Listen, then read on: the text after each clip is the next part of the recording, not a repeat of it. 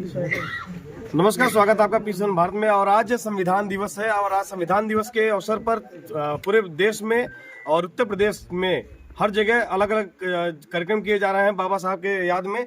और आज उनकी तमाम लोग उपस्थित हुए हैं। हम उसी कार्यक्रम में पहुंचे हुए हैं जिसकी बात लगभग अमूमन सभी लोग करते हैं। जी हाँ, भीमसेना, वही भीमसेना जो हमेशा गरीबों, शोषित, वंचितों की बात करती है, दलितों की आवाज उठाती है, उनकी आवाज को बुलंद करती है। चाहे वो गांव की पंचायत हो या फिर सर्वोच्च न्यायालय की पंचायत हो, हर जगह आवाज बुलंद करने का काम करती है भीमसेना।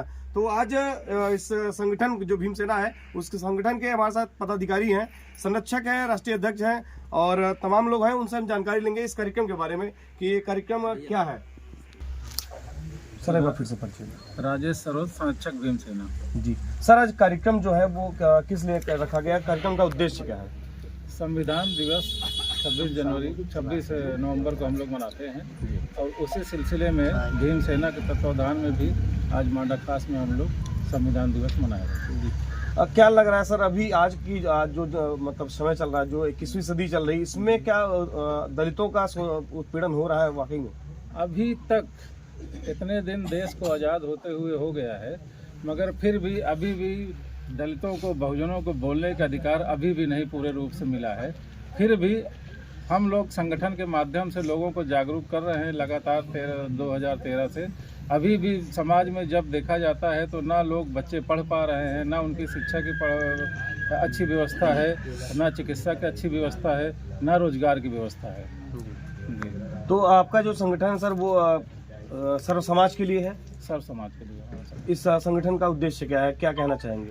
हम लोग राजनीतिक रूप से अपने लोगों को मजबूत कर रहे हैं, आर्थिक रूप से मजबूत कर रहे हैं। जो इनकी भी हक की लड़ाई है, जो इनके हक अधिकार की चीज़ है, वो दूसरे ले जा रहे हैं। उनके हक अधिकार के लिए भीमसेना और डॉक्टर सनाउल्लाह खान के नेतृत्व में लगातार संघर्ष कर रहा है और आगे भी हम लोग करते रहेंगे, उनका हक अधिकार दिलाते रहेंगे। हमारे साथ मौजूद हैं सनाउल्लाह खान जी, उनसे भी हम जानकारी लेंगे इस कार्यक्रम के बारे में। इस कार्यक्रम का उद्देश्य क्या है सर, आपका परिचय? सनाउल्लाह खान, संस्थापक भीमसेना। बारे में सर बताएं और भीमसेना के बारे में बताएं, कब से आपने शुरुआत की इसकी और क्या उद्देश्य रहा? सबसे पहले आज ये जो कार्यक्रम है वो संविधान दिवस, जो कि बाबा साहब डॉक्टर भीमराव अम्बेडकर सहित तमाम महापुरुषों ने संविधान को लिखा, और संविधान दिवस 26 नवंबर 1949 को इसकी नींव पड़ी।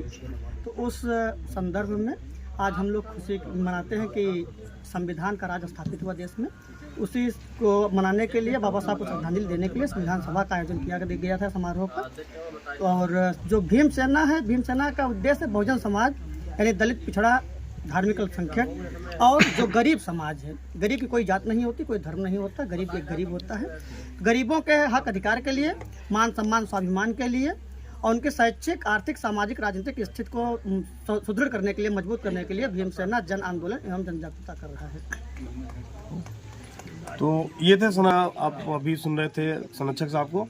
तो एक संगठन बनाया गया है अखिलेश यादव जी की तरफ से, पीडीए, जिसमें आप अभी फिलहाल में जुड़े हैं और काफ़ी सम्मान भी मिला है।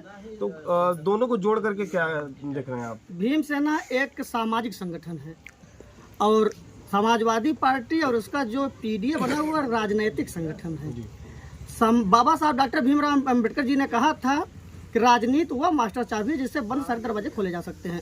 हम लोगों ने 12 साल संगठन चलाया और चलाने के बाद ये एहसास हो रहा है कि अगर हमारे लोग राजनीति में नहीं बैठेंगे तो फिर हमारे लोगों का उत्थान नहीं हो पाएगा, क्योंकि राजनीति आज गंदी हो गई है। राजनीति में जिस तरीके से जात, धर्म, वर्ग, पंथ, अमीरी, गरीबी का बोलबाला है, वो राजनीति को दूषित कर दिया है।